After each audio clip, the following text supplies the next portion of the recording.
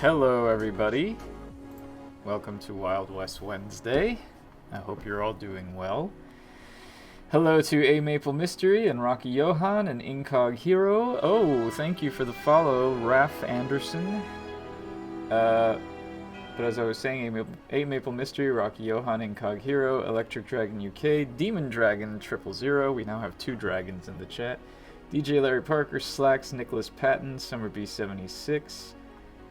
Tom aka Satnav, and anyone else who may be lurking in the chat. Welcome, welcome. It's good to see you. I'm glad you're all here. So before we get started, I just wanted to talk about a little something that's kind of a bummer. So I apologize for starting the stream on a kind of a downer note, but I think it's important that we talk about this.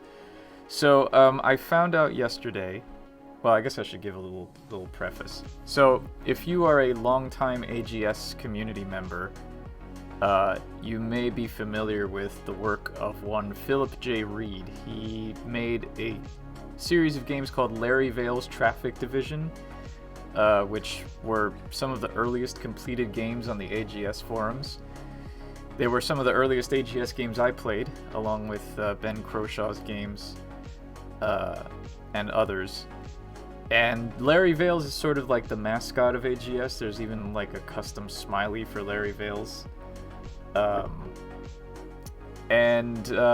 So yeah, yesterday a friend of mine who was doing a talk at Narrascope about the history of AGS, he was doing a deep dive and kind of finding out a bunch of stuff about the old days and stuff.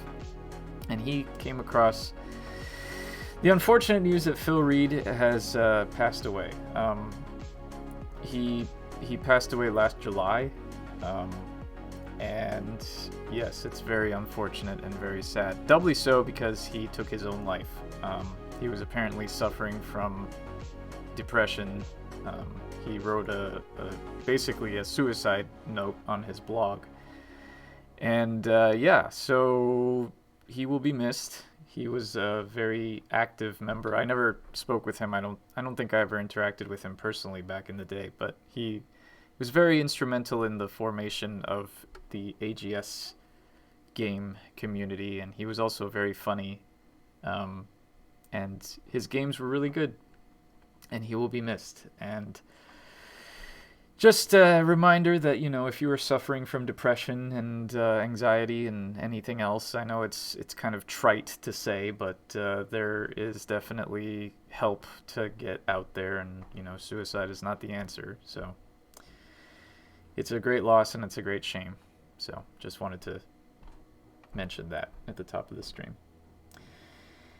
Anyway, so yeah, on that dour note, let's start the stream. I'm doing some animation as always, and I am animating a character who has some body language and a walk cycle. So we'll start doing the body language, and then we will move on to the walk cycle. Also, thank you for the subscription, Incog Hero. All right. So first things first. Let me go ahead and get this cape done here. Yeah. This is a guy with a cape. I've never done a character with a cape before.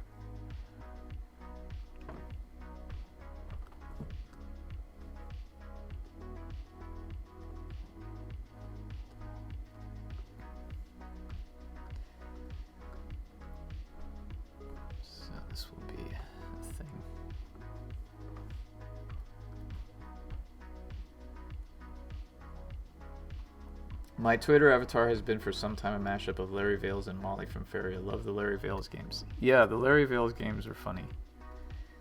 They were like a great example of early AGS when people would just do weird stuff. I mean, people still do weird stuff, but yeah, they were special. I mean, they still are. I think they're still available.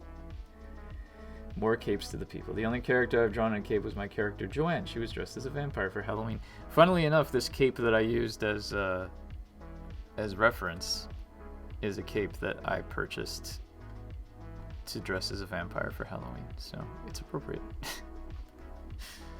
And I've used it many times for many other purposes, not just a vampire. Capes are multi-purposed. And Demon Dragon is lurking.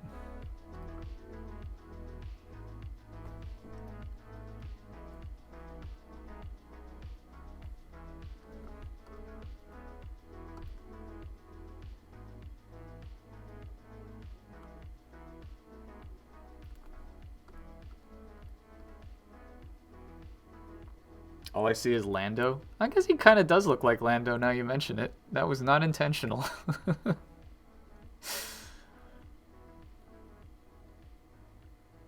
Hello, Snowy Pine 1. Is this for the Vampire Expansion Pack Bloodwater? No, no it is not.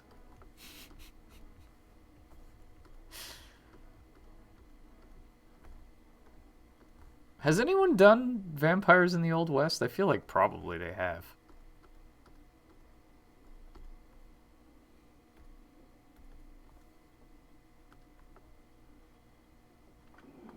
But I can't think of any off the top of my head. Because I don't really consume either of those genres. Funnily enough, I'm making a Western and I don't really consume much Western media. Red Dead, yeah, I guess Red Dead has, well, Red Dead 1 has Undead Nightmare. But those were zombies, not vampires.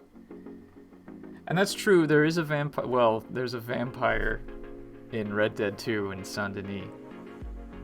He killed me.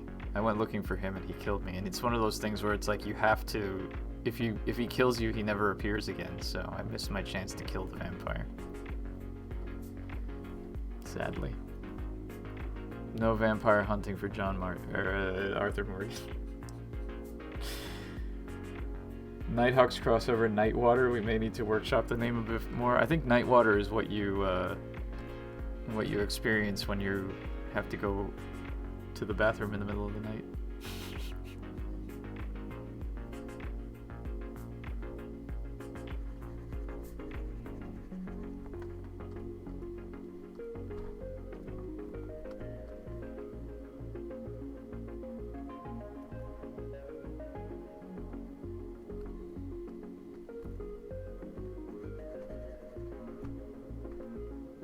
Red Dead also has Bigfoot. Right. Yes, it does. I suddenly remembered this movie that I haven't watched where oh yeah, sure, Abraham Lincoln, Vampire Hunter. I've heard of that one. Also, wasn't there... Oh no, that was Queen Victoria Demon Hunter. Was another one of those movies. Or books. Or whatever they are. Pretty sure it was a book first. It's like the same person who did Pride and Prejudice and Zombies and all that stuff. Sense and Sensibility and Sea Monsters.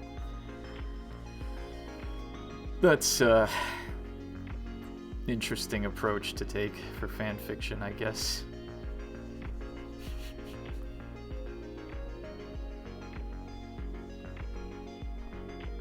Hello, Pixie Cow and Deluxe Tux. Welcome.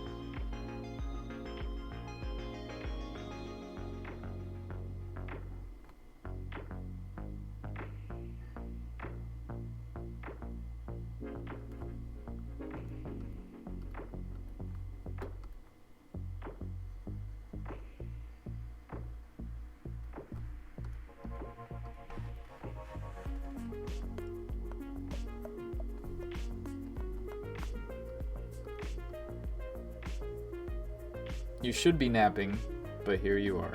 Hello, Edmund Detour. Well, thank you for stopping by. I was just talking a little bit about Phil Reed before. Edmund Detour is the one who found out.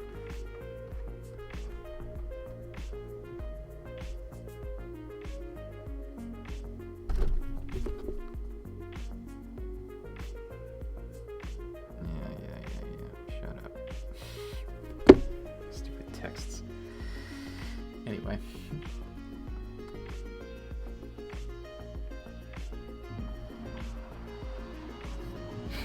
Oh, thank you for the subscription, Ambrosine0.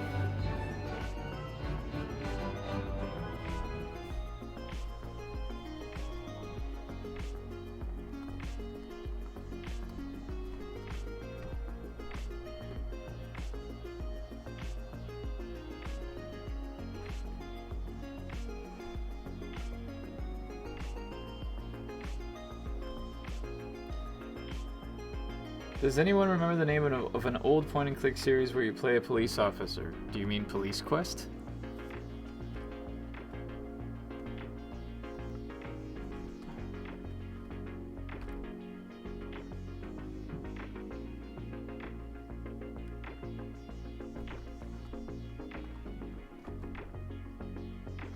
Yes.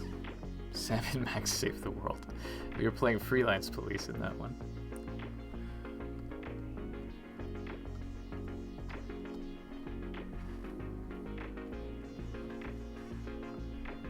You know, it's funny because when I first played Sam and Max Hit the Road, I didn't know what freelance meant. So now I mean, obviously the idea of freelance police is meant to be a joke, but it's pretty funny. SWAT. I never played SWAT. I played up to Police Quest Open Season, which is a terrible game. And I never got into the SWAT series.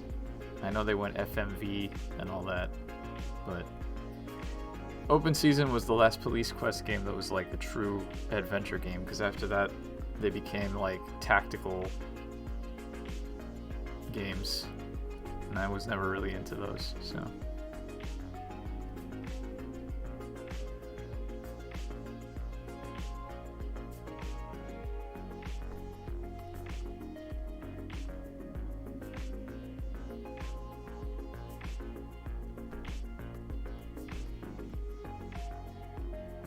Plurgberg.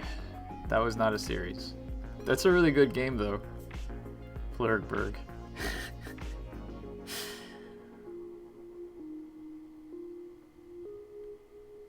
Though I haven't played Hit the Road, I do plan to get it. I enjoyed the first two games by Telltale. Yeah, Sam and Max Hit the Road is fun. It's got a couple of really obtuse puzzles, but overall, it's a fun game.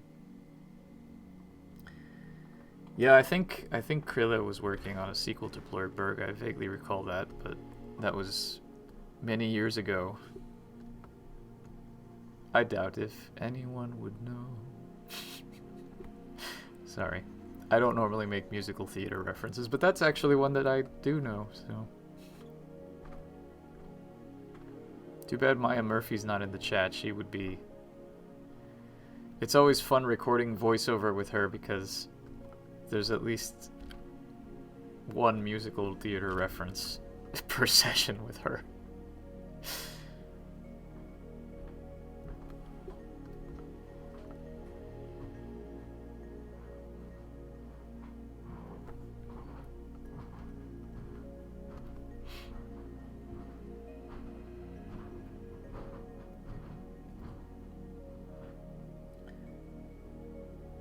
You've been trying to get Dave Francisco to do a Durkin solo game?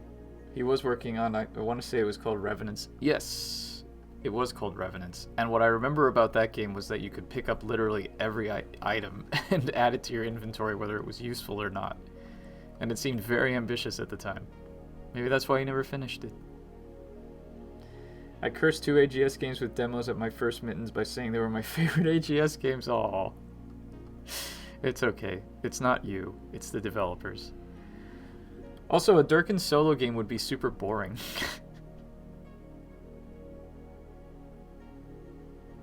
As much as I enjoy playing him, Sam Durkin's not exactly, he's kind of a one-note character. He'd just be generic police detective, like every other detective game.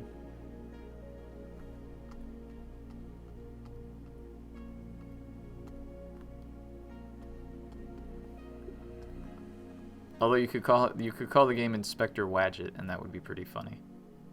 But that's about it.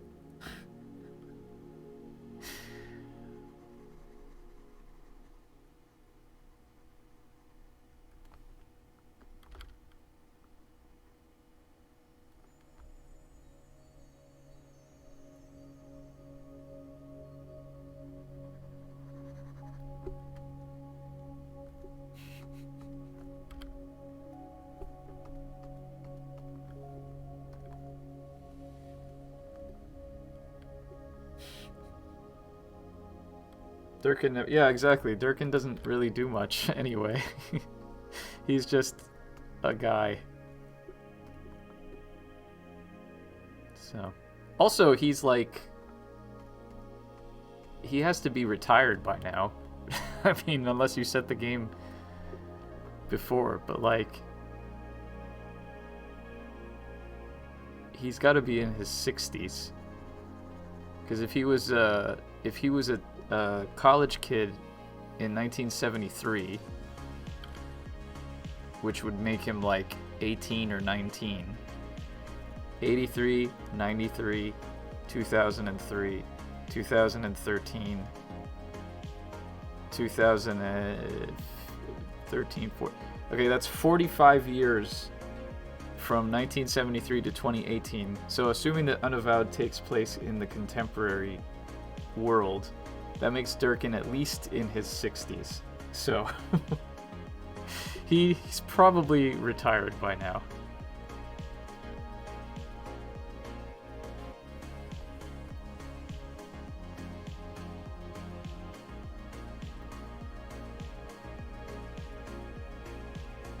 A comedic version of Blade Runner. Your only verbs are smoke, drink coffee, eat noodles, wait for answers, grumble. Yeah, pretty much.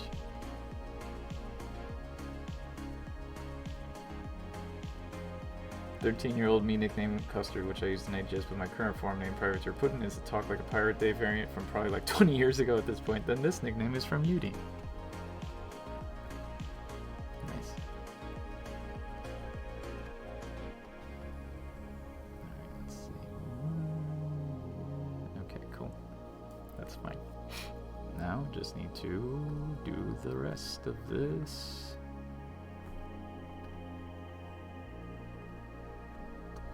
The rest of the vest.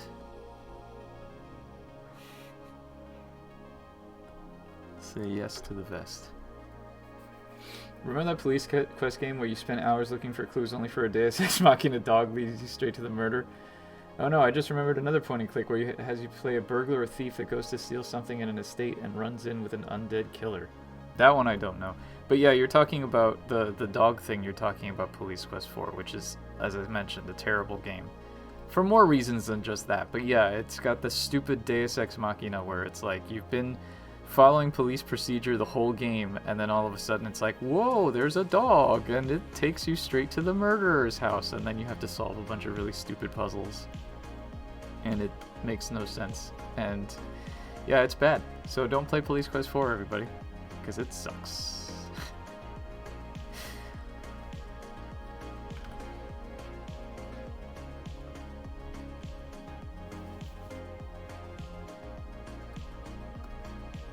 This is your public service announcement to not play Police Quest 4.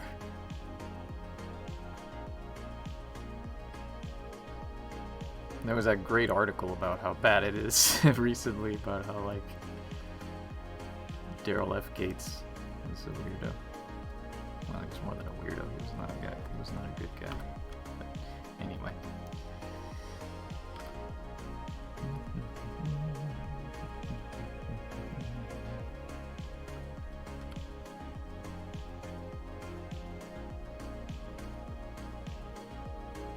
Edmund Detour has redeemed Show Off a Big Box Game. Also, hello, Weird Gaming Adventure. Oh, 5 Days a Stranger. Oh yeah. Of course. Now that you say that, the description makes total sense. Yes, 5 Days a Stranger. That was the Chizo Mythos series, which was 5 Days a Stranger, 7 Days a Skeptic, 6 Days a Sacrifice, and Trilby's Notes. All right, Edmund Detour, what would you like? Sierra, LucasArts, or other?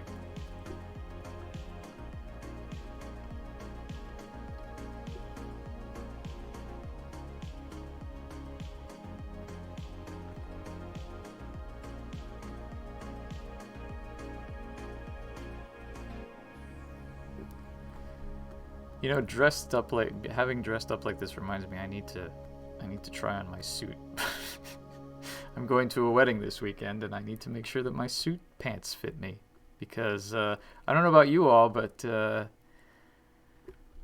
I gained some weight over the pandemic and the holidays. And I need to make sure that my pants still fit, because otherwise that's going to be embarrassing.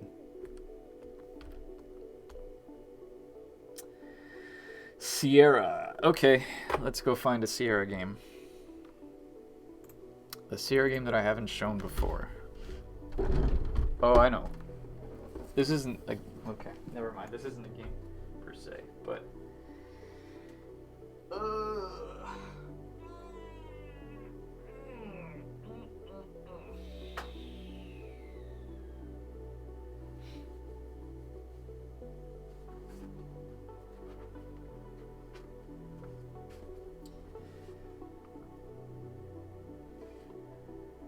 It is where you're meant to use that redeem, but it's okay. Alright, so this is Johnny Castaway, not a game at all, but in fact a screensaver.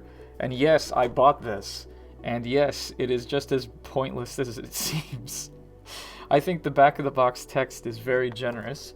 It says, follow Johnny's... Well, these are the screenshots. Follow Johnny's adventures as he wins the girl, fights off enemies, meets the locals, and battles something. I can't tell because it's covered up by the sticker. But you can see here he's having dinner with, I guess, a mermaid. And there he's looking for pirates. And there he's about to be eaten by a shark and being struck by lightning. Yes, big box screensaver. Screen antics, as though there were more than these. More of one of these. Johnny Castaway is the world's first storytelling screensaver cartoon. Sure, there are lots of screensavers out there, but you can only watch fish and flying toasters for so long. Nice shade thrown at, whatever that... After Dark, that was it. Sure, there are, cast off with Johnny and sail into an ocean of off-the-wall gags and knockout animations. Every time you take a break, Johnny and his cast... There was a cast? Launch into hundreds of hilarious situations. Will Johnny score with the tantalizing mermaid? Can our desert island hero dodge the jaws of a castaway-eating shark? Will that passing party boat toss Johnny a line or a light? Kick back for a minute and Johnny Castaway floats into sight with a story that constantly twists and turns, bringing wave after wave of screen-saving surprises to your computer screen. Johnny even joins you in celebrating specific times of day and major holidays. He'll have you amused for months with fresh, ever-changing adventures. No, he won't. Don't go adrift with bouncing blobs and swirling colors. When it comes to this kind of lively, laugh-filled entertainment, ordinary screensavers are left stranded high and dry. So sign up, mate, and take a computer cruise with the latest screensaver rage. Life Preserver. There is a Life Preserver as a final thing there. Yeah, this totally was 90s horse armor. So guess what's inside? Well, there is actually a manual that says, SOS, stop everything. Only when you quit working do I have a chance to escape this forsaken island, so please do it for me. Kill some time to save an old salt. Sincerely, Johnny Castaway. And then there's instructions. There's actually instructions on how to set up the screensaver. Start of the day tells Screen Antics when to start Johnny's day. Johnny lives in a strange little world where daytime lasts for 6 real-world hours and night is 2 real-world hours long. If you use default settings, night will begin around 3 p.m., letting you know it is nearly time to go home. So I guess this is intended for work computers.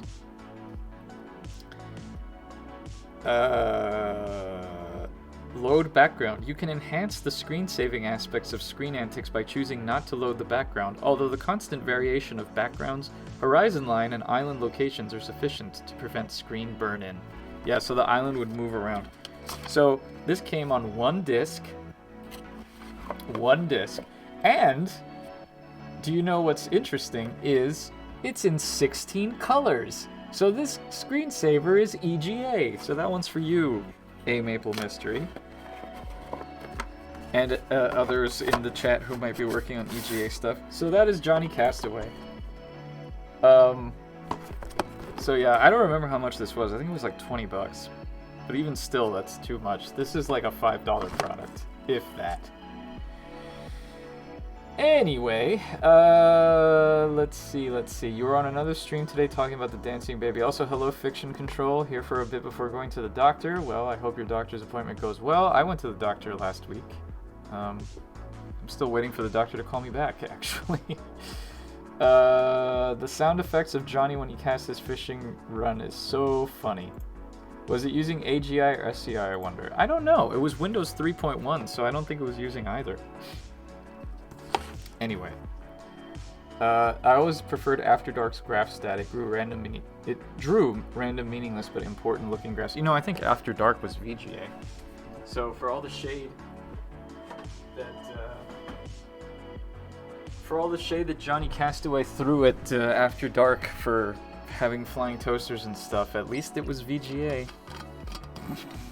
You had a pirated copy. That's ironic.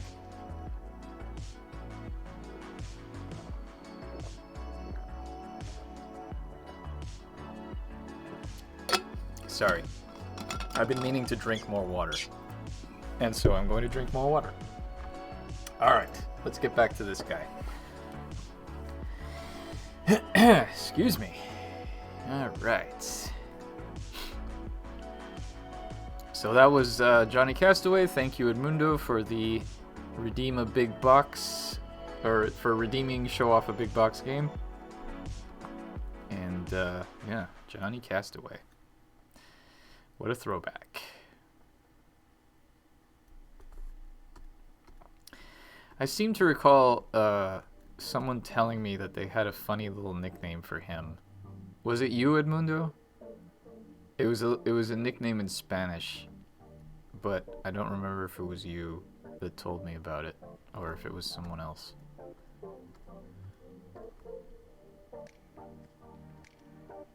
Imagine if someday someone made a point-and-click game where you play a game developer who is sucked into a world based on his or her games and must find a way back home. That sounds like Toonstruck, except for games instead of cartoons. It wasn't you? Okay, then it was somebody else. Maybe it was somebody back home. I think they told me that they called him El Balsero. Because they were... Yeah, anyway. It's neither here nor there. Yeah. See? Oh, we just call him El Naufrago, the castaway. All right. Yeah, no, I think one of my relatives or something also had it, and they called him like El Balserito or something like that because he looked like he was. Yeah. Anyway, that's a little Cuban American humor there for you. Oh, look at that! How appropriate. Neverclink has redeemed Miami accent. What would you like me to say in my Miami accent, Neverclink? I try so hard to get rid of it. And here you are making me talk in it. No, I'm kidding. I never had a Miami accent. I mean, I kind of do, but it's not as bad as, it's not as exaggerated as the one I do. Hello, Winfrey Pamela. Welcome. You will have a better appreciation for the context of this character because you have been beta or alpha testing Rosewater. So this is a character that appears in the section that you are currently playing based on your reports. Talk about Loom? Okay.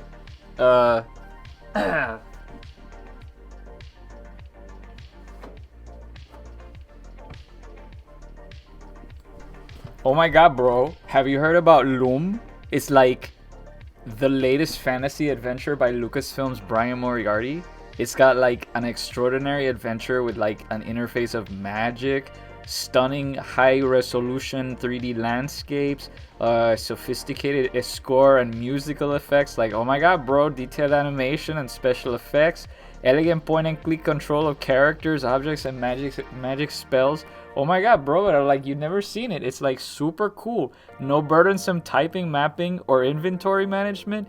Like, beat the rush. Go out and buy Loom today, bro. What are you waiting for? Like, go on. Do it. I read it from the back of the box. Thank you, thank you, thank you.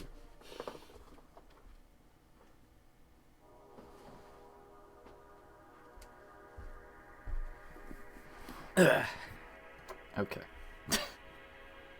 That was the stupidest Miami accent I've ever done. But somehow, I'm strangely happy with it.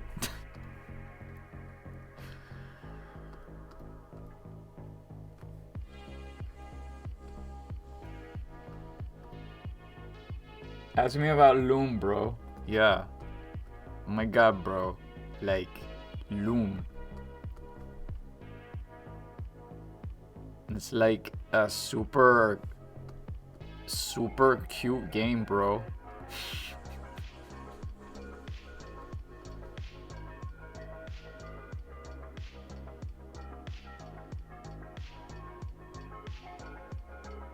Can I redeem a much plan?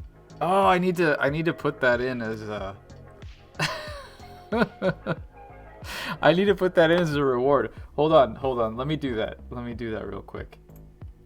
Shouldn't take too long.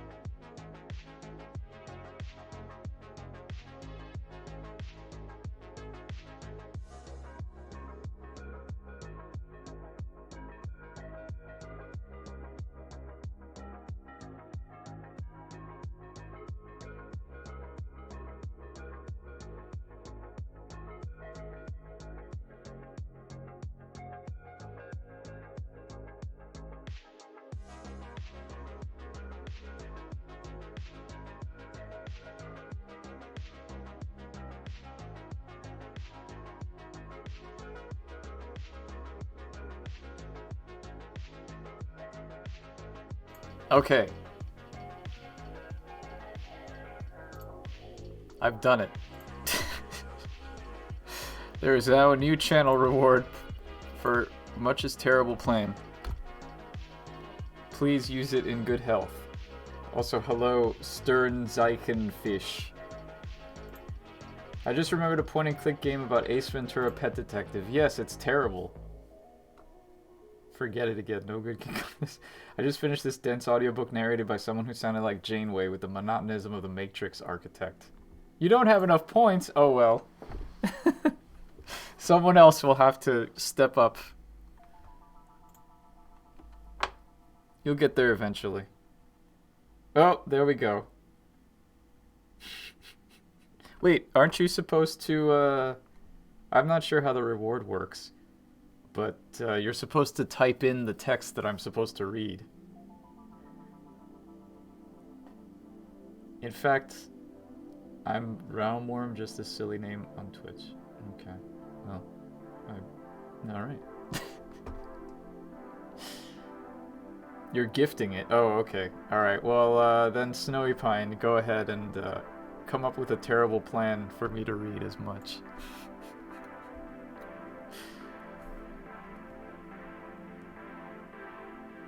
Also, bonus points if you make it include boars.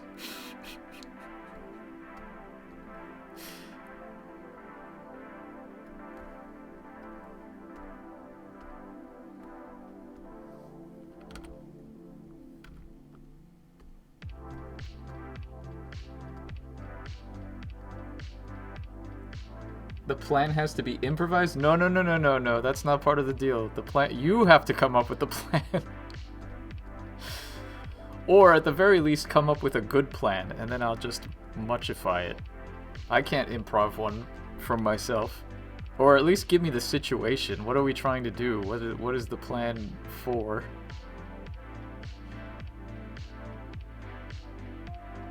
Is it possible? No, it's not. It's not.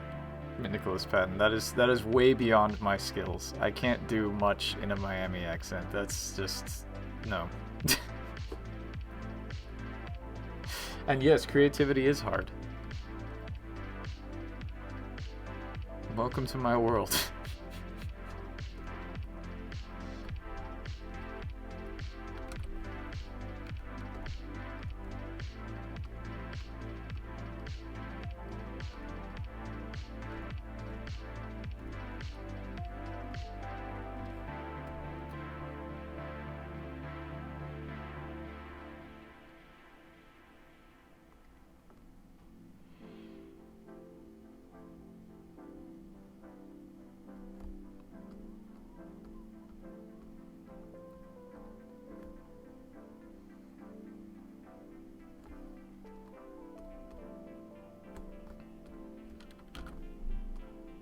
Oops.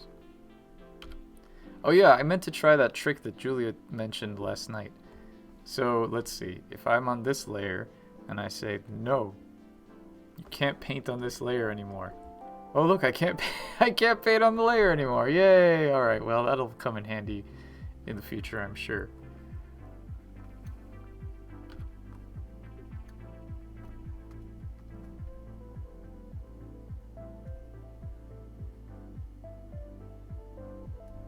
Thank you, Aval Mystery. Back up. Who is a Much? Much. Who is Much? Okay, well, Much is one of the merry men in Conquest of the Longbow, the Sierra game that is very underrated. And there are certain points in the game where your merry men advise you on how to proceed, such as how to rescue Maid Marian, or how to ambush a train or a caravan that's delivering money to rob them. And so each of the merry men has a plan, and you have to pick which one. This is a mechanic that I've stolen for Rosewater, by the way. But you have to pick one of them to go with. And Much is notorious for being a little, let's say a little slow. And so his plans are always really, really bad. And if you pick his plans, they always end in disaster. So this is why I've whenever I talk about this or mention him, I always perform him as like a very silly cartoon, like dumb guy voice. So that is what this reward is, basically. It's me reading someone's plan as much as stereotypical cartoon dumb guy. We've been thinking of making an AGS game called Much's Quest, which is about Much trying to gain validity during the event. Oh my god, that would be hilarious. Also, is that your plan, or are you just saying that? Now you have even less of an excuse to mess up layers. Yeah. When you say trick, do you mean turning on the protect alpha mode? I mean turning on whatever this is, which is lock the paintbrush, I guess. But it's a trick for me because I didn't know it existed, so that's one of those tips and tricks you hear about on things.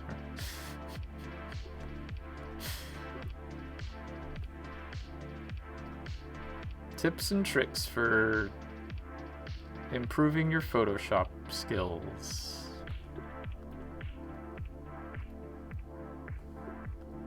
And that's N with an apostrophe. Tips and tricks. Hey.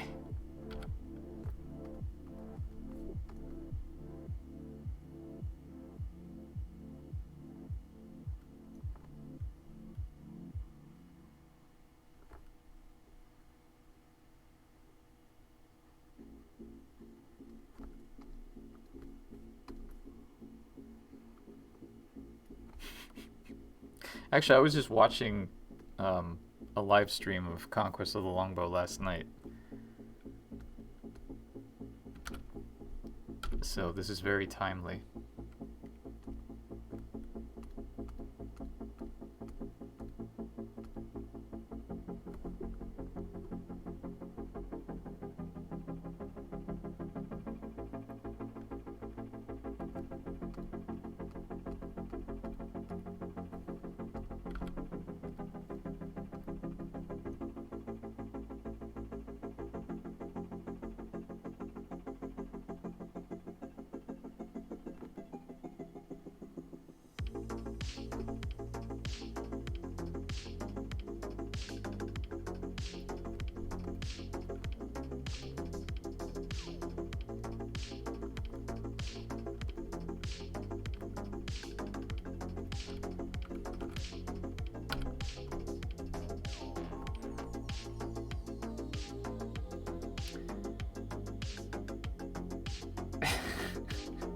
As an example, Much's plan for rescuing the widow's son on day 5 or 6 of Conquest of the Longbow's exact quote, "Let's all charge in like madmen, yelling and screaming, and kill as many as we can."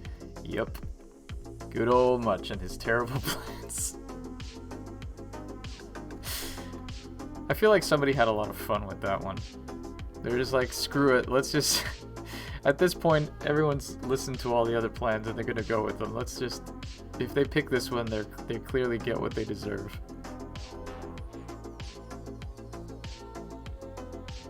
Classic Much. Duh! Hey, Robin, I got a good idea! Why don't we rescue the widow's son by charging in like madmen, yelling and screaming, and kill as many people as we can? It can't go wrong! I'm Much, the miller's son!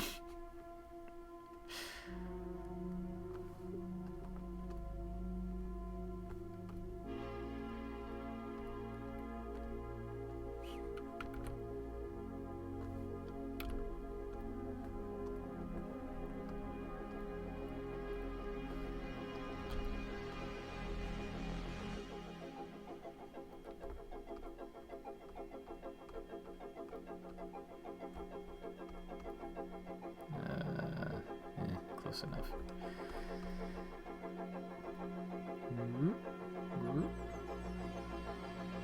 Okay, that works.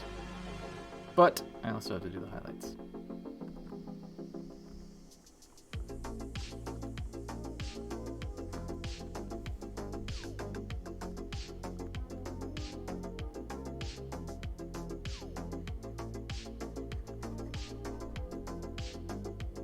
Hello, Deivor. Welcome.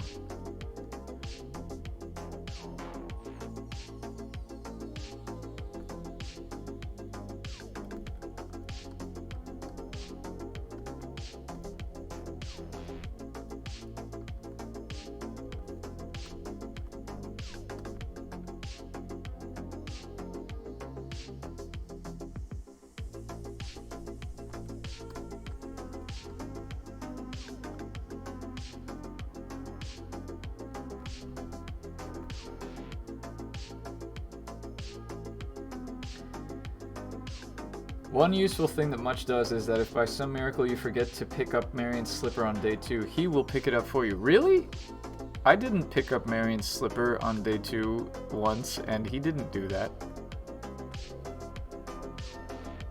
That's like one of the only situations where the game puts you in a Walking Dead scenario. If you don't pick up Marion's... Oh, no, wait. Hold on. I'm confused. I did pick up Marion's slipper, but I let her die. That's it. If you let Marion die, the game kills you after letting you do a couple more days. But yes, that's true. If you let Marion go, you cannot pick up her slipper. So, never mind. What's the name of this character? The one that I'm animating right now, his name is Jerome, and he is a character who appears in one of the main scenes in Act 2 of the game. He is a ranger, which is why he's wearing a cape.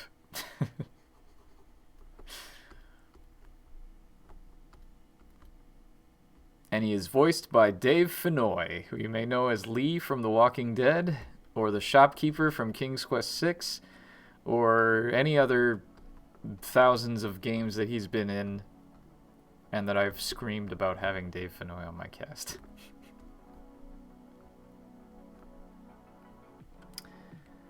Oh, right, Lob the Murderer. That's right, I forget. Lob kills you if he lobs something at your head. Ha ha ha! How do you die in that Conquest of the Longbow case? Yeah, Lob just... When you go see Lob, he's like, oh, Maid Marian. And he's like, oh, sadly, I let her... She died. And he's like, what? You let her die? And he whacks you over the head with something and you die. Lob gets real angry and he kills you.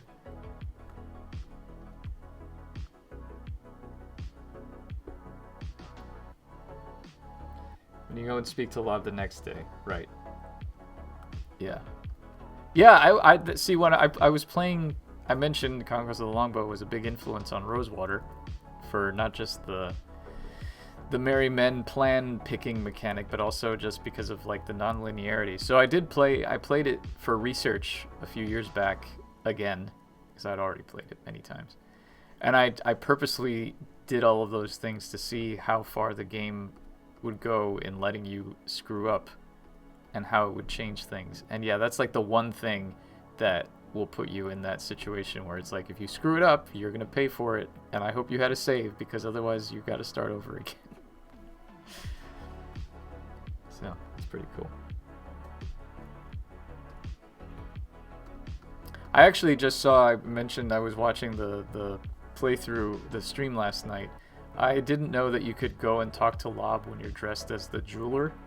And you get like a nice little conversation where he doesn't recognize you, and then you're like, it's me, Robin, and he's like, oh, you look weird.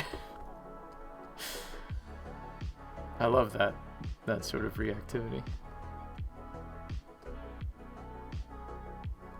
There's almost no soft locks. Yeah, that's cool. It's very unusual for games, Sierra games of that time, to not have soft locks. And the conversation is different based on what beard color you have. That's even better. That's hilarious. I love that they paid so much attention to detail. That game is so severely underrated, I tell you. And it changes depending on whether you've seen him already in one beard color and then see him again. Wow.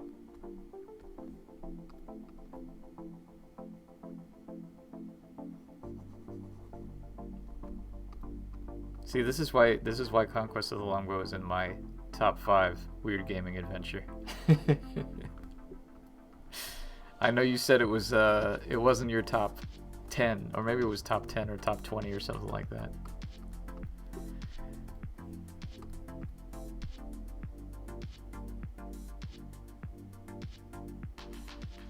There are numerous characters on that day who you can talk to when they notice your beard color change. That's great. Now you're making me want to play it again.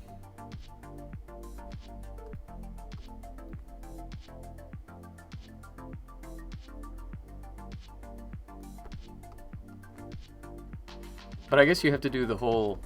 You have to like do the circuit first, normal beard color, and then go back again with rouged beard.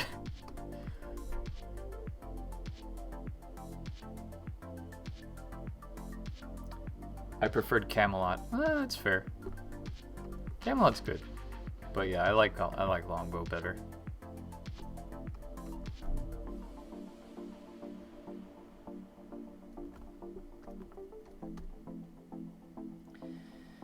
In particular, the guard at the gate will kill you if he notices, and the dialogue is different depending on if he saw you first in a red or blonde beard. Yeah, I've definitely experienced the guard thing, but I don't think I played around and went and spoke with other characters.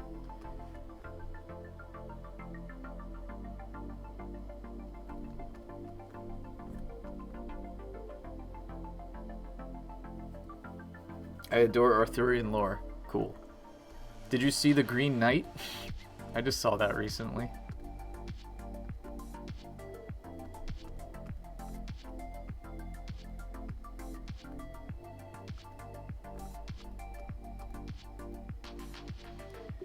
Even the campfire death discussion with your merry man is different depending... Wow, they really went all out with that beard color thing, didn't they?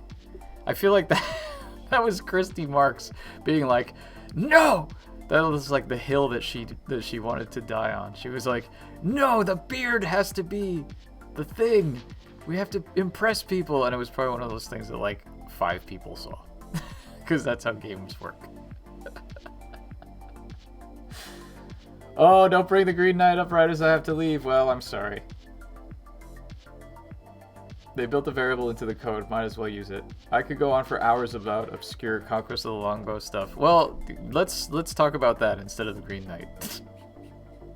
I've been planning an all-death speedrun, hopefully coming soon if anyone is interested. Yes, I am interested.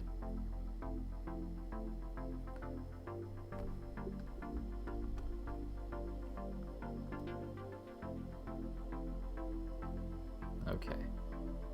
Let's do the back. And by the back, I mean the arm that's at the back. Because I have to do a separate layer for the arm that's at the front. So I'll just go ahead and take care of this before I have to do an extra layer. Excuse me.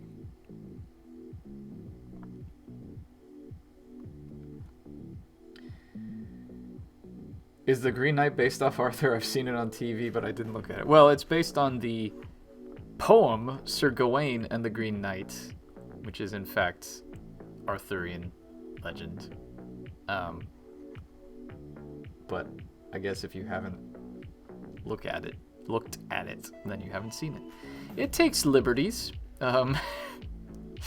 It's very pretty, but it's a bit disjointed, let's say. I mean, I enjoyed it, but yeah. Anyway. We won't dwell on it, because Fiction Control has to leave. The Green Knight is not Gawain. The Green Knight is well, who the Green Knight is depends, really, because he definitely has a established identity in the poem, but not well. And I guess in the movie he's just supernatural, but in the poem he is not supernatural. I compiled a list of over 80 unique deaths in the game, and a ScumVM developer verified it for me by auditing the code. Wow, that's impressive.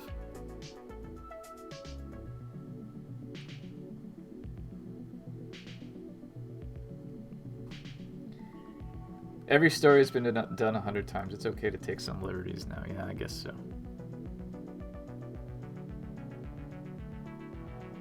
I'm not a purist, but and especially not of Arthurian lore.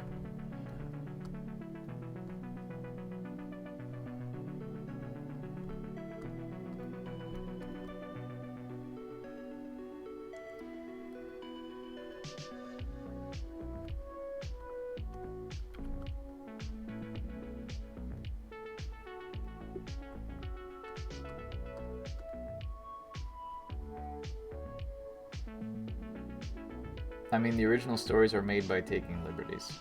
I see. Sure.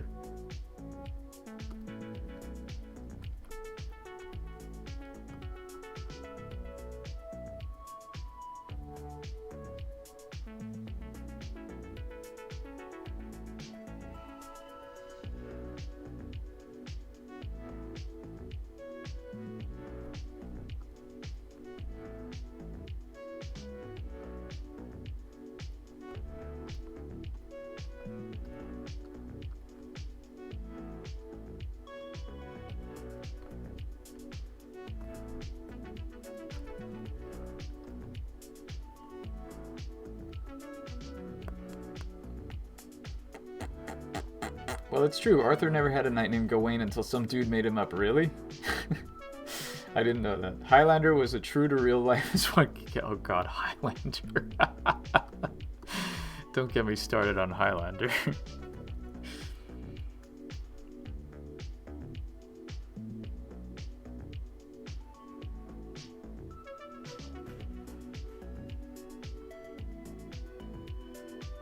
The one thing I will say about Highlander is that it would be a dream to be able to get Clancy Brown to do a voice in one of my games someday. That's all I'll say about Highlander.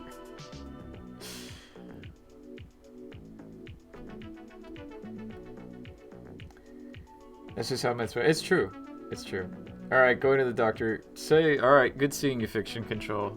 Thank you for stopping by. Good luck.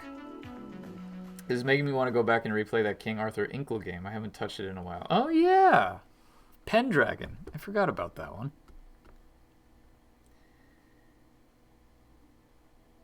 There was supposed to be a Highlander game being made, but it got cancelled. Oh, no. No. That's a shame. It would have just been like Street Fighter, but you behead everybody at the end.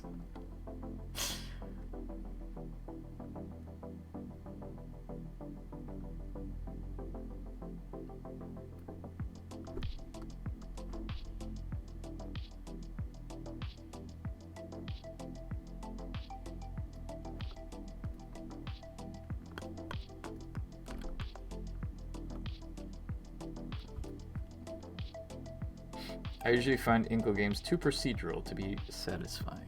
I haven't played an Inkle game since 80 Days, I'm ashamed to admit. I never played Overboard. Who's got the time? I don't.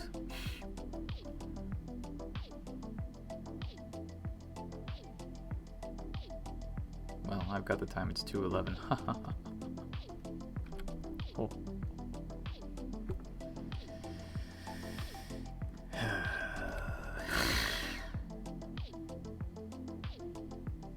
Pretty bad when you're disgusted by your own jokes.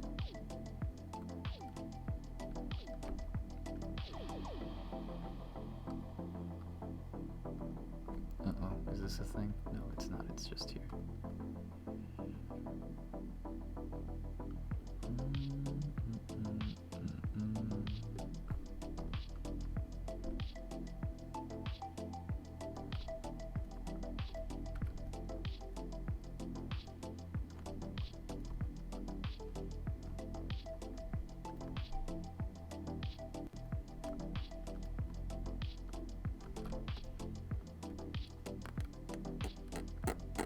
Hello, Mohammed Iqbal Yildiz 1. I hope I didn't butcher that too badly. Mohammed Iqbal Yildiz 1. Hello. It was supposed to be a third-person action role-playing game. Interesting. Okay. Another terrible plan.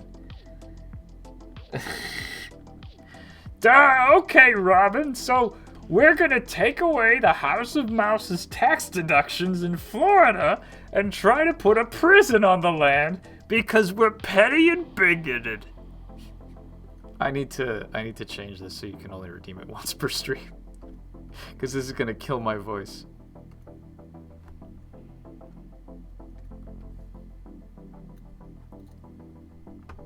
I'll do that later.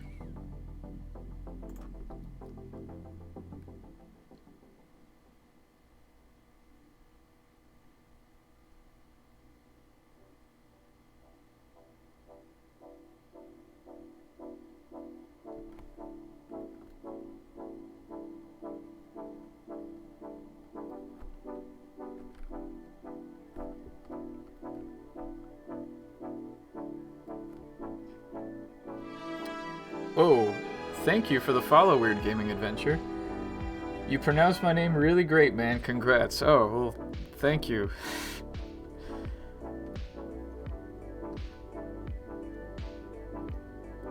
Uncanny DeSantis impression. Envy, I have no idea what he sounds like. I try not to listen to him. He's terrible. How many channel points to hire you for voice acting on my Much's Quest fan AGS game? Or maybe one redeemed per voice line.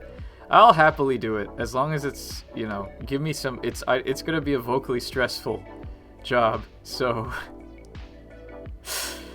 So I will have to work out a little vocally stressful deal, but I'll do it. I'll do it for you.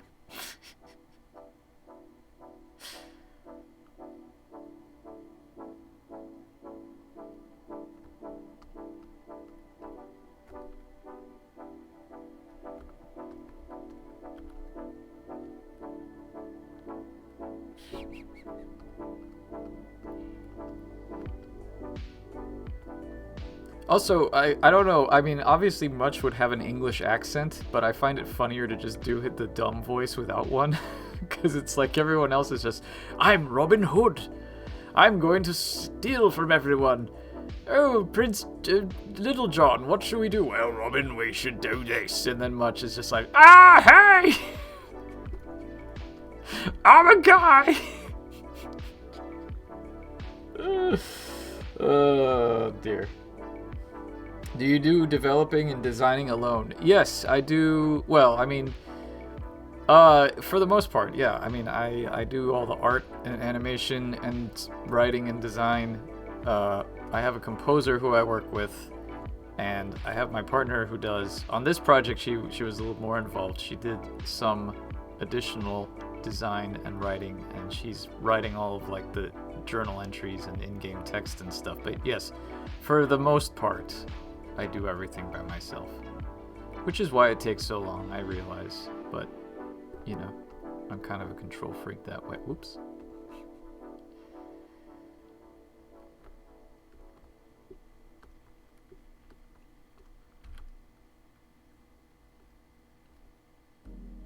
You do have a nice voice. Oh, thank you, Winfrey. Pamela. But that, so I use my voice to make terrible noises. I was chatting with my dad about doing some rotoscoping. He had a cool idea about using an AI image recognition net to generate some initial files with edge detection. I don't know what that means. But do you mean like, so the kind of rotoscoping that Richard Linklater did in movies like Waking Life, they had their own proprietary software that they used to like auto-generate the keyframes, or the in-betweens rather. They would do the keyframes and then they would generate the in-betweens with some sort of software. Which, is that what you're talking about? I'm amazed at how advanced image recognition has gotten compared to, say, 20 years ago when I first dabbled with Photoshop. Well, yeah, technology is changing and it's scary. Oh, I thank you for the follow, Mohammed Iqbal. It's because it's all strung together. Mohammed Iqbal Yildiz. Thank you for the follow, Mohammed Iqbal Yildiz 1. So what would if it's not keyframing, what would it do? I guess edge detection implies that it would detect the edges of the thing you're trying to rotoscope and then do it for you? Call him Mug Dude? Mud-dude? Basically making the black lines of the coloring book that you can color in. I see. Okay. Well, I mean, that might be useful, I guess. I don't think I would personally use it, but you know, if you want to give it a try, let me know how it goes.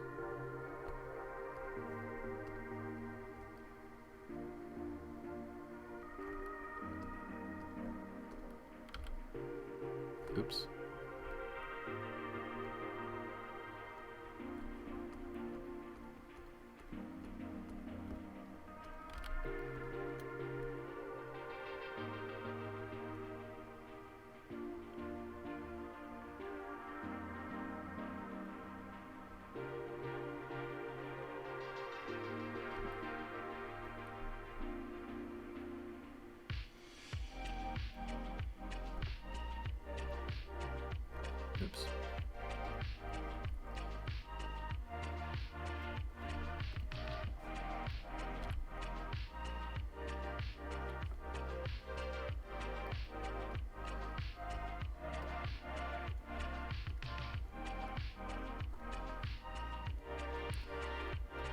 This track in particular makes me remember the demo song on this old Casio keyboard that I had. And if anybody else gets that reference, then congratulations, you're as obscure as I am. Let me save. My dude. Hello, Big K69er. Welcome. I'm gonna drink some more water. Gotta drink some water.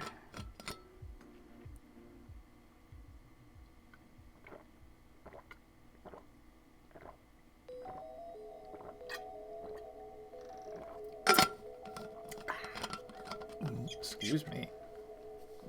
Alright, now for part 2. Dan probably would get that reference. I wonder if Dan had that same Casio keyboard. Maybe. It depends on how early he got started. I had it when I was a kid.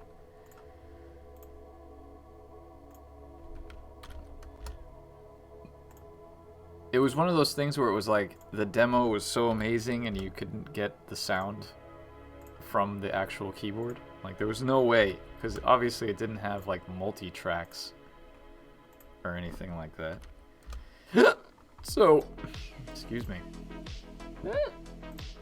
So it was just kind of like what I used to put the demo on and like play along and pretend that it was me playing it, but I never fooled anyone.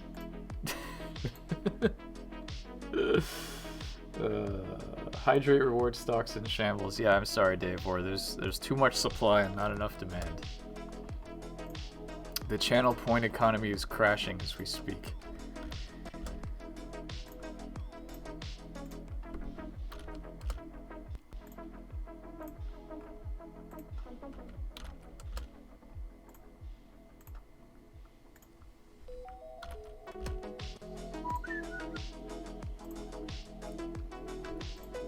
Oops. That was the wrong color. Well, whatever. Anyway, your game, what kind of... it is a point-and-click adventure game. It's a point-and-click adventure that is set in an alternate history Old West. Actually, now would be a perfect time to play the trailer. So let's play the trailer. Give me 1 second.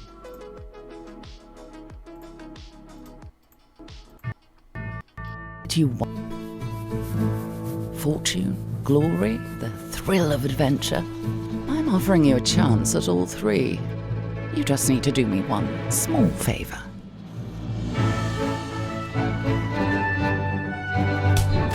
You've something of a reputation, you know. Clever, resourceful, maybe a little dangerous. I do hope that's accurate. The path won't be straightforward. You'll encounter obstacles along the way, perhaps even some other dangerous people.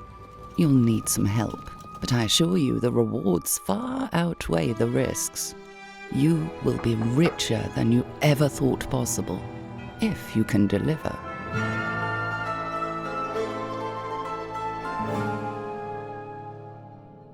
I'll be in touch.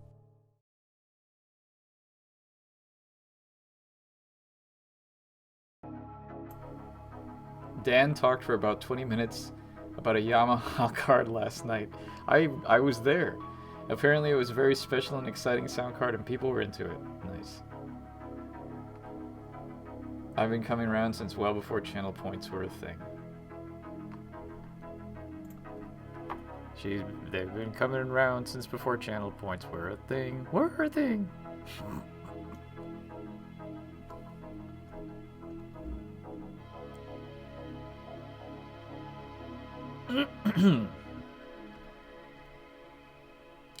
Who's the voice actress in the trailer? Yeah, that is Amelia Tyler, who you might recognize as the narrator in Baldur's Gate 3 if you've played that in early access, but she's also done a bunch of other things. And she plays several characters in Rosewater. The trailer voice reminds me of the voice from the latest Hitman games. Oh man, if I could get the voice of Diana, that would be funny. You need to go to Rosewater, man, number 47. Oh, thank you, my dude. I wish I could speak with Amelia's accent. I wish I could also speak with Amelia's accent.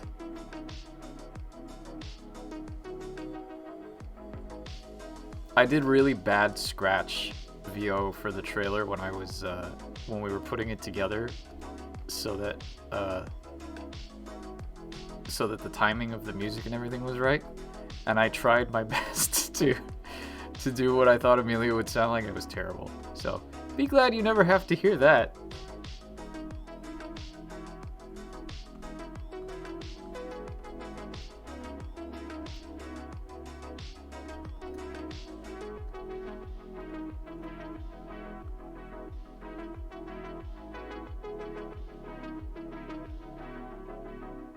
What happens if I redeem Much's terrible plan? Well, you have to come up with a plan for me to read as Much from Conquest of the Longbow.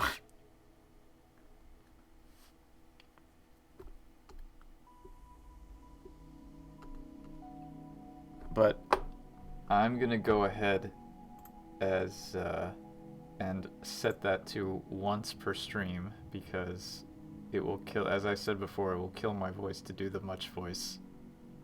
Too much. Get it? It'll kill it to my voice to do the Much voice. Too much. Oh.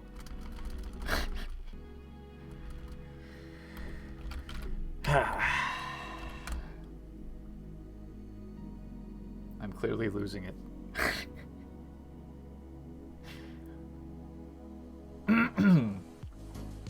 Alright, let's go to here. Creator dashboard.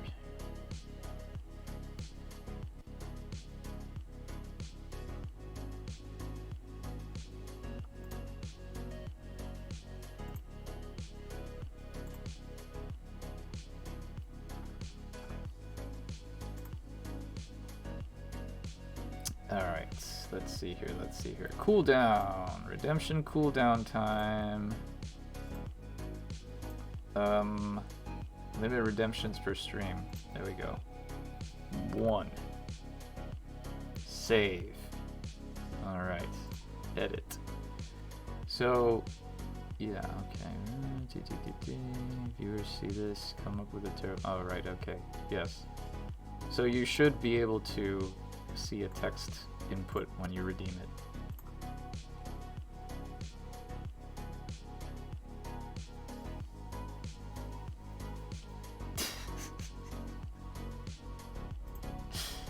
Alright. Deal, Snowy Pine.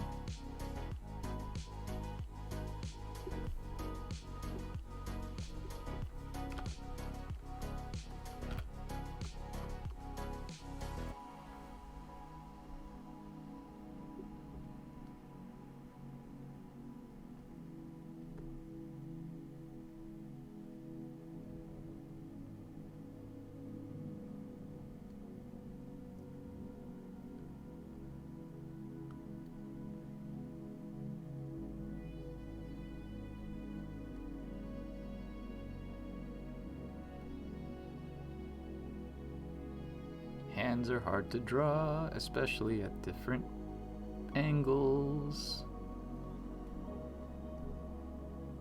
That doesn't really look right. Not only at different angles, but also at different resolutions.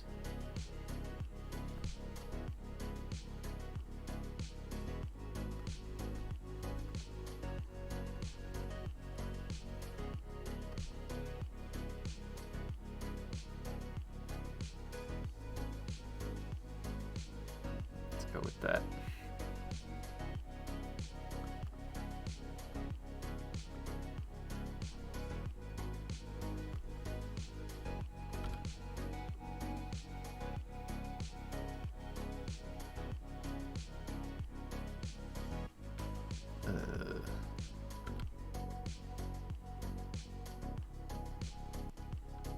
It's only one frame. I don't care that much. Who is the muchiest Rosewater companion? I wouldn't say any of the companions are as dumb as he is. But as far as, like, extravagant dramatic plans, I guess Phil is probably the most much like. His plans definitely are more violent, let's say, and disruptive. Phil would definitely be the type to be like, let's create a distraction by releasing some wild boars. That's the thing though, like it's funny to have a companion that always has terrible plans, but as soon as you do it once, you already know as a player that it's like, well, I'm never going to pick his plan because it's always going to be terrible. So I wanted to, like, you know, not do that because I wanted every character to have a viable solution. So, you know. If there are Rosewater superlatives, who's winning most likely to cover a wild boar in oil? I guess it would be Jake. Because he'd do it for the show. Are you stick with the same companions through the whole game? Not the whole game, no. Act 3 shakes up the group configuration, and you have 2 companions.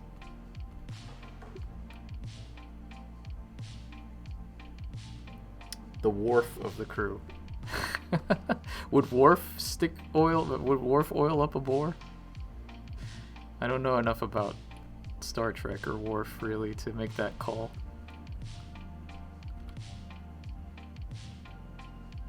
Poor Worf, so often right but ignored.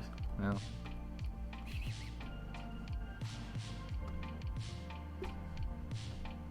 Captain, perhaps we should put oil on some boars.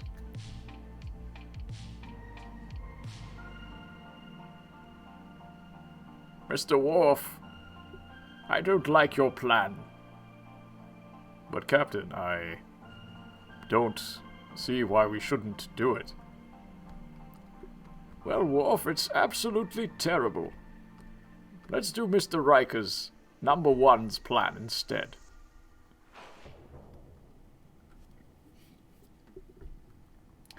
Will it make me cry like Red Dead Redemption 2? I don't know. I can't really say, because I don't know what makes you cry. What part of Red Dead 2 made you cry?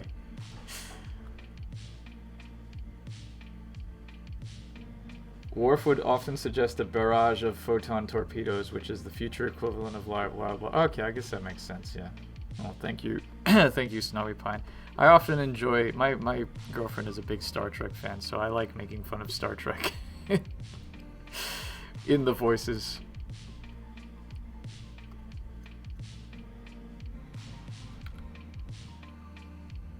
Shut up, Wesley.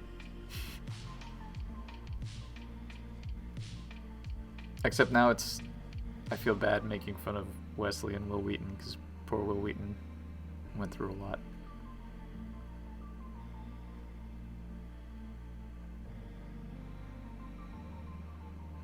He was doing his best.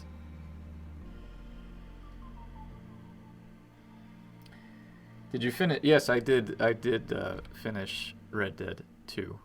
I mean, I'm assuming I know what part made you cry, if it's the part that's supposed to make you cry.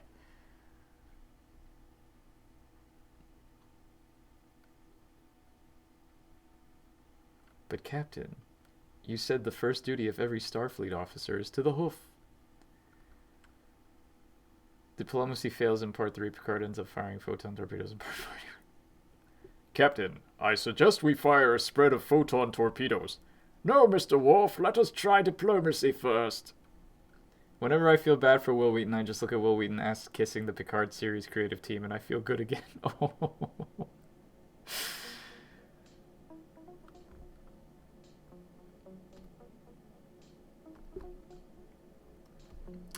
He really did, and he got a cameo out of it, didn't he?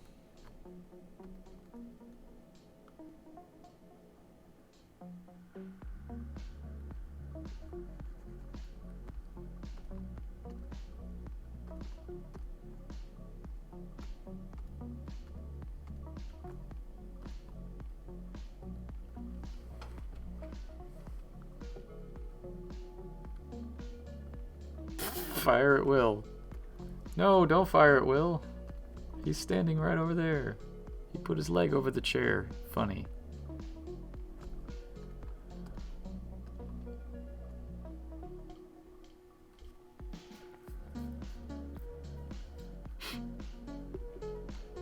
I like doing impressions of the original series too.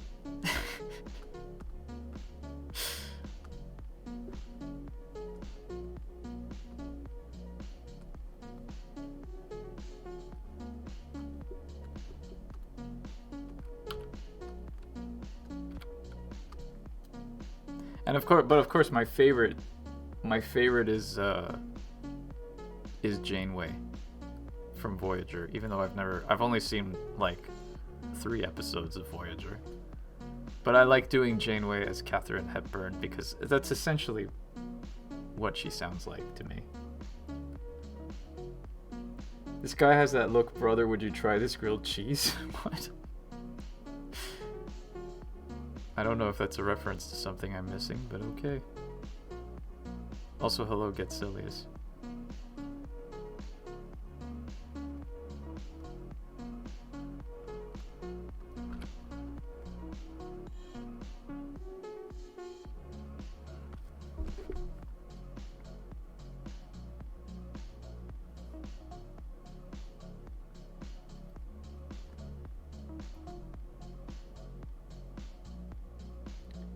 I remember the old news groups. Alt sexy bald captains and alt Wesley die die die. Wow. That's that's hardcore. Nothing like Star Trek fans to that's a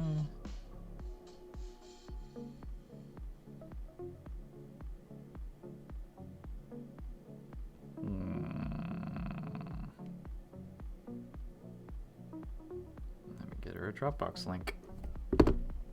By the time Picard is firing torpedoes in Part 4, Janeway is already genocided a small race of lizard people to avoid.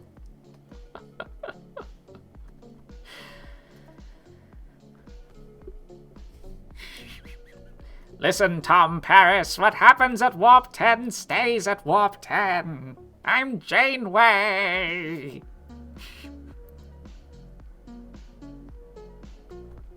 I don't care that we had babies together.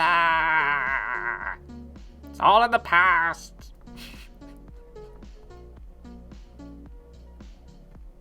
Voyager's so bad. Voyager would be so much better if it had a laugh track, I swear. Harry Kim, you're in love with a cow!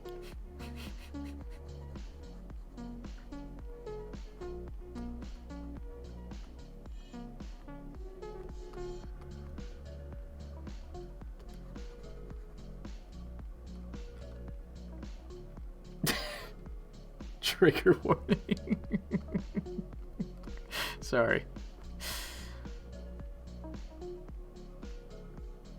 What happens? It is a t-shirt. I've seen it. It's a t-shirt that says what happens at Warp 10 stays at Warp 10, and it's got the salamander creature things on it. It exists. Go look for it. I always wonder how did they get away with so many contraventions of the Prime Directive. Well, I can tell you, people didn't care about the writing. Probably. It always amuses me when I see, like, fan theories and things, and they're all like, well, and they're asking all these valid questions, and it's just like, you know, I think you've thought about this more than the writer did.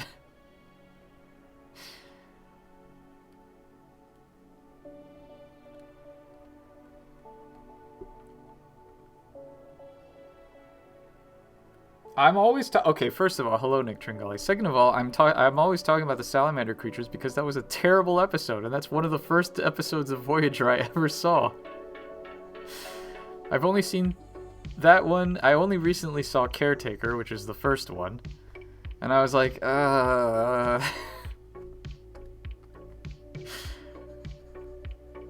Hello, everyone. I'm Captain Janeway.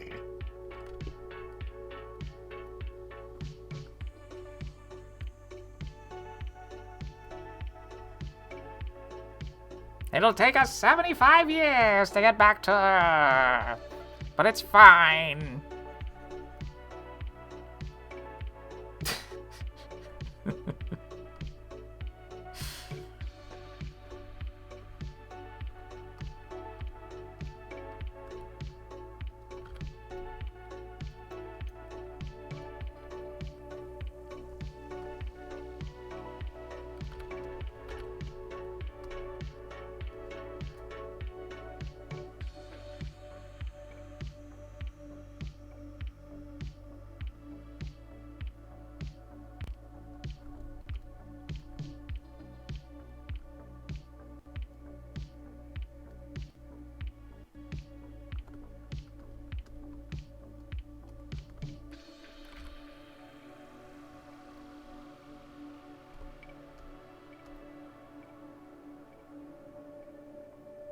Janeway is young grandma. I guess she is. It has some high points. If I assemble the list of top 30 Star Trek episodes, I think a Voyager episode would show up. Maybe top 50. DS9 is very good. Yeah. So I've heard. I've only seen a couple of episodes of Deep Space Nine.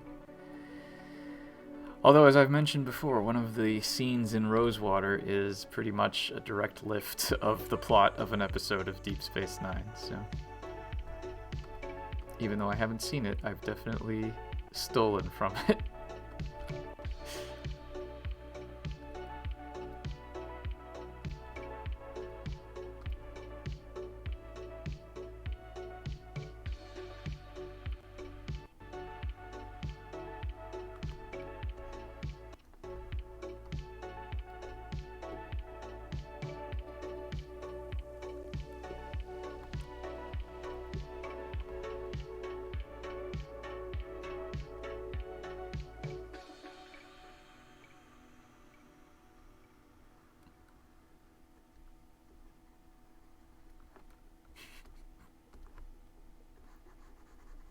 You know, one of my favorite things to do is to sing the Enterprise theme song as Janeway.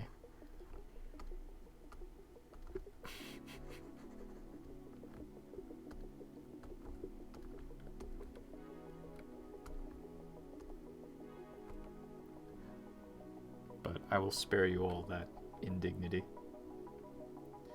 I could never do this. Your patience is prolific. Are you saying you're bored? Because why do you think I'm streaming and talking to people? Because this is tedious work.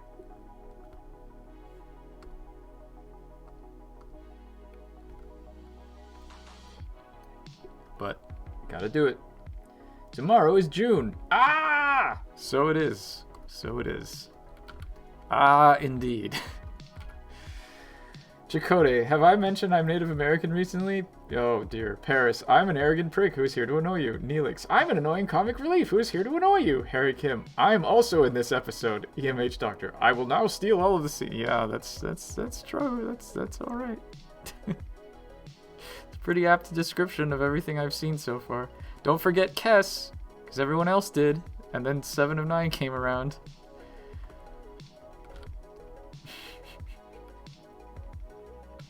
I'm glad we're shitting on Tom Paris. Yeah, Tom Paris is pretty bad. And what about Tuvok? Don't forget poor Tuvok. Or Tuvix, if we're getting real. I know. See, this is the problem. I know too much about Star Trek, even though I've never seen enough Star Trek. Or I haven't seen much Star Trek.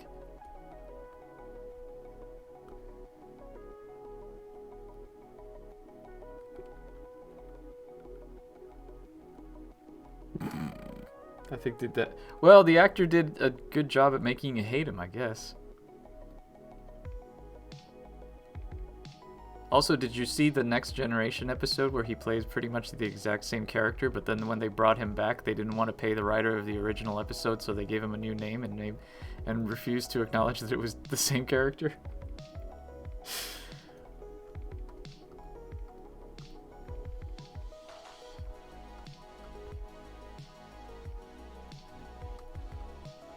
This is the kind of crap I have to put up with when I watch Star Trek, and my girlfriend's like, "Oh, did you know this?"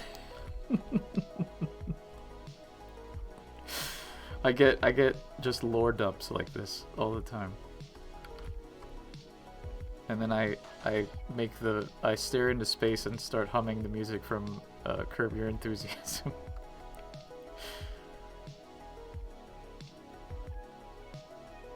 That is why his name changed, yes, because they didn't want to pay the writer of the Next Generation episode with Wesley in it. I'm not a Trekkie. I will never be a Trekkie. I don't care enough to be a Trekkie. Not that it's a bad thing to be one, but that's just not my thing.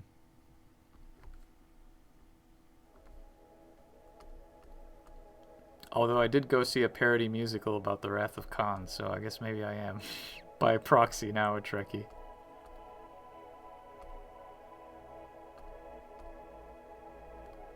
Is this working? whatever. No one's gonna notice. I'm certainly not. It's an entirely different character, honest. Yeah, it's not. That's why pay your writers, everybody. It's always been, they've always been trying to screw over writers, and that's why they're on strike.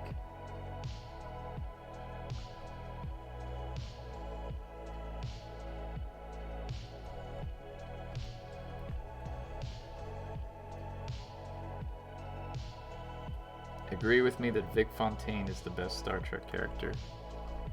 Well, if you're asking me to do it, I can't because I don't know who Vic Fontaine is.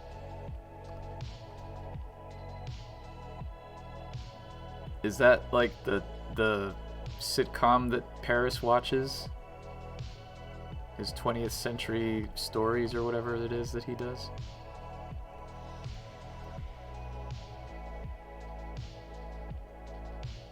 No? Go watch that. Oh, yeah, no, I don't know enough DS9 to know who Vic Fontaine is. Although I will say this, of DS9, the thing that I love most is good old Miles O'Brien and Keiko and their struggles. Such as how he doesn't want seaweed on his table. Good old union man, Miles O'Brien. Speaking of unions.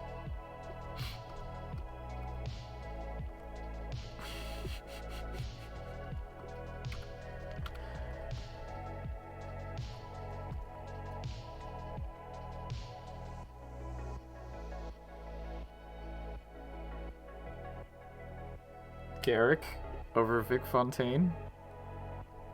Or O'Brien? Oh Lord, Keiko. Oh, yeah. I guess, I hadn't thought of it that way. I guess perhaps Keiko might be problematic for some people. The best thing is Miles and Bashir's bromance. I didn't realize... I like 7 of 9 when she's not on Star Trek. O'Brien never has any luck. Anywhere. O'Brien is perpetually unlucky. He does not have the luck of the Irish. O'Brien dies a little bit every time he's in a scene with Keiko. Oh.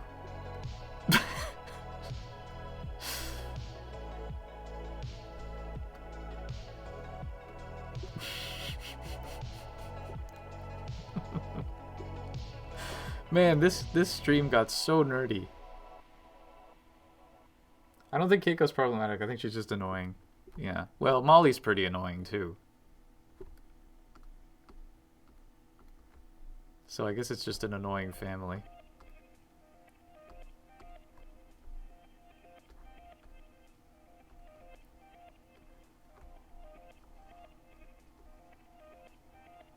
Also, I really have to pee. I'll be back.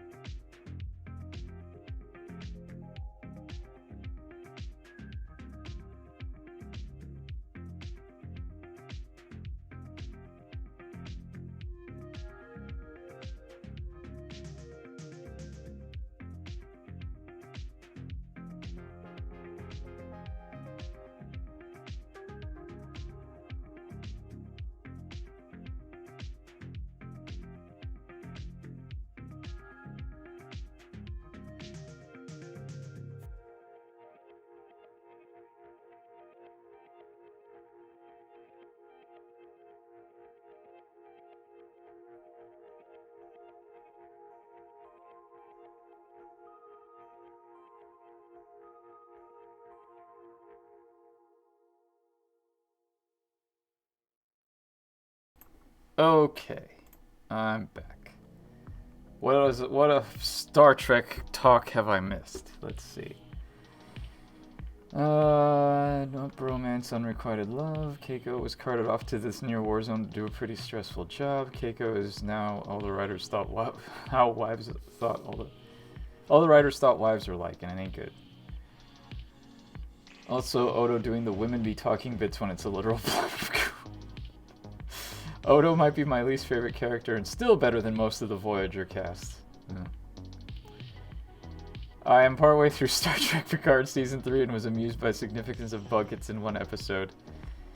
Yeah, I haven't seen Deep Space Nine, but there was the one bit, like the blink and you'll miss it thing in Picard where there's like, you see Odo's picture and I was like, Odo!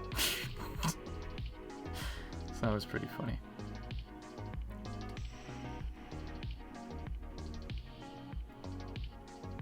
Rest in peace, Rene Auberjonois.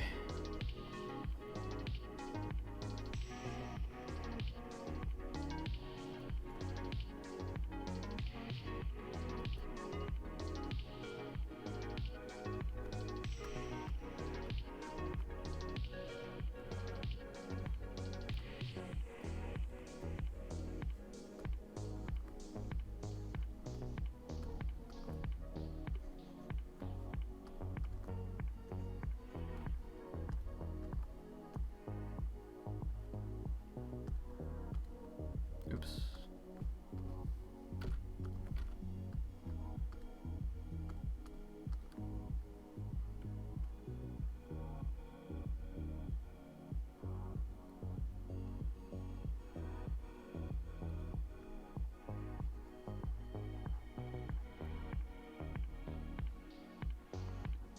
The J.J. Abrams movies were your first Star Trek. Wow. And you hated them? I only saw the first one. And I had a passing familiarity with Star Trek. I mean, I played I played 25th Anniversary and Judgment Rights, the adventure games, which are great. I love Judgment Rights especially. I guess that was really my main exposure to Star Trek, aside from like seeing a few of the original series episodes when they would air on TV like randomly. But I'm pretty sure that I saw... Yeah, I mostly played Judgment Rights. That was my exposure to Star Trek. So I figured I should see what the Next Generation was like, because it couldn't be that bad. And you loved the JJ movies, okay?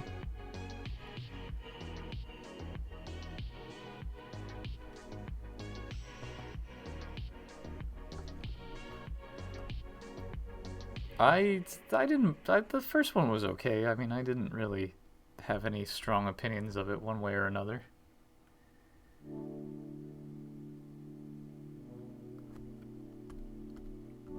I think Nick Tringali is a full-fledged Trekkie now.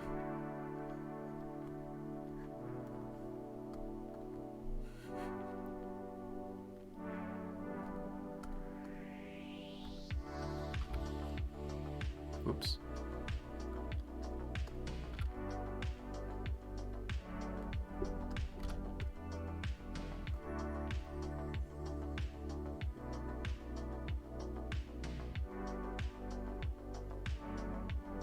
I've fallen asleep to Star Trek continuously for about 8 years now.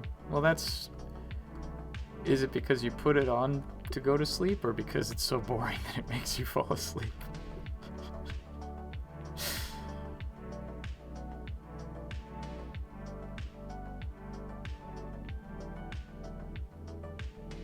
The J.J. Abrams movies came out 15 years ago? That sounds about right. We're old.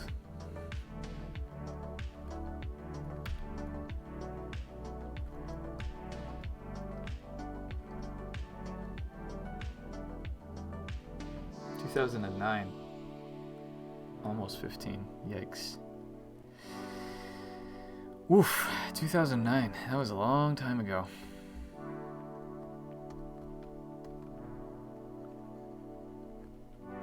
Who were we as people back then?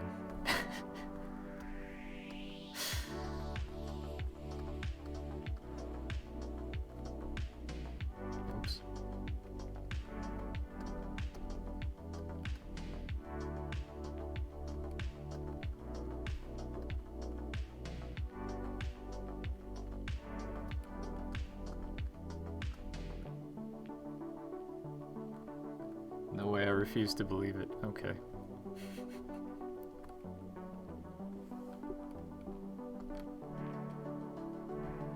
It's almost 3 o'clock.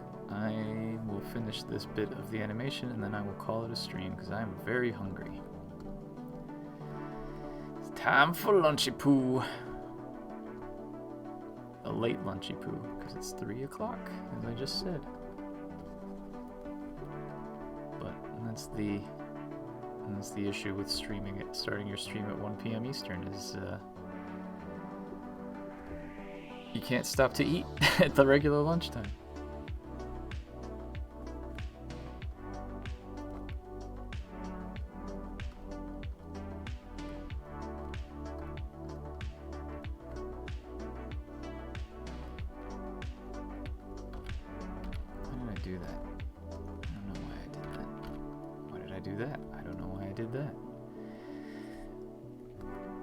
Confused as to why I'm doing things.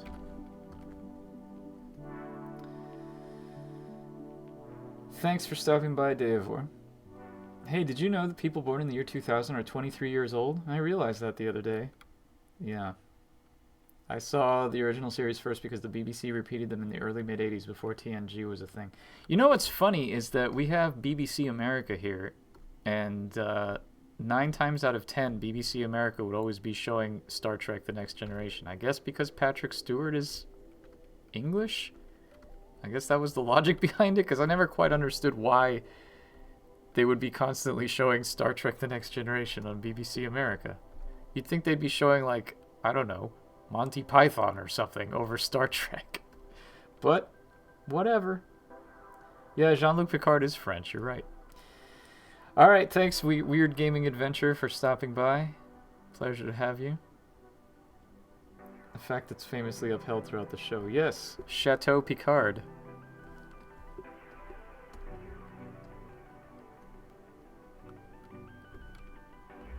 Come to my vineyard.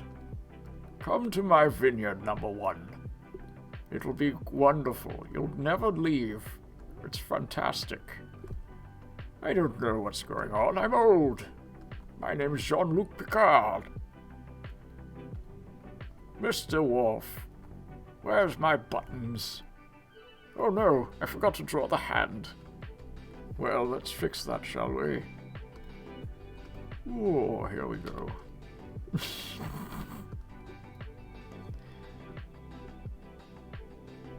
Are you leaving too, Nick Tringali? Okay. Well, goodbye, Nick Tringali. Thank you for stopping by. No. Actually, I guess it doesn't. I don't remember if they retconned that in Picard. Maybe they did. I know that they retconned why Jack Crusher has an English accent, which is very stupid. Oh, no, It is 3 o'clock, and I was going to stop the stream, but I'm going to wait until I finish this last frame, so I will leave in, like, the next 5 minutes. But in the meantime, I'm going to continue talking like Jean-Luc Picard, because I like it, and it's fun. Look here. Don't bother me. I'm going to play the flute now, Mr. Data. Maybe he speaks with a French accent and we hear the result of the universal translator. Wasn't that the point originally? Wasn't he supposed to have a French accent? But they were like, this sounds ridiculous. It's kind of like what they did with Assassin's Creed Unity. Maybe the UK colonized France in the future. Maybe.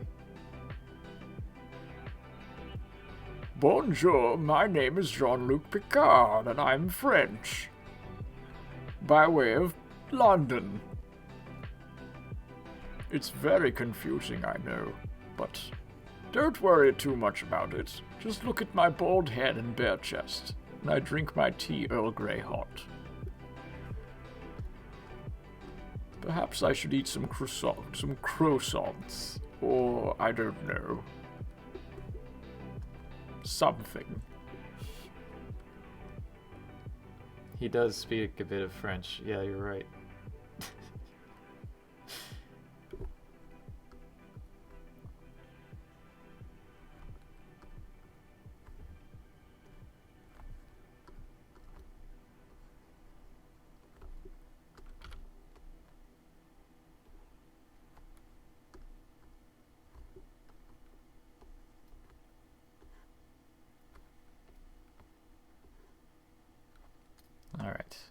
think,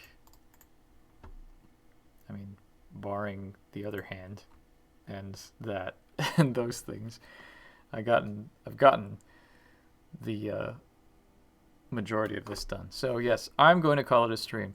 So thank you all for coming to my stream. I'm Jean-Luc Picard. Thank you all so much for coming to my stream. I will see you next time for Wild West Wednesday. Too bad there's no days of the week that start with P, so we could have Picard Play Day or something. They couldn't get you around Depardieu. That's a good Ian McKellen impression. I mean, they're pretty much the same, aren't they? They're twins. No, but Ian McKellen is more like that. The Jean-Luc Picard is Patrick Stewart, and Ian McKellen is more up here and more theatrical. I don't know. Anyway, thank you all for coming, for listening to my stupid voices and everything. I will see you next time. Actually, let's see if anyone I know is streaming so we can raid them. Ikifu! Let's raid Ikifu again. And everyone do your best Jean-Luc Picard quotes at him.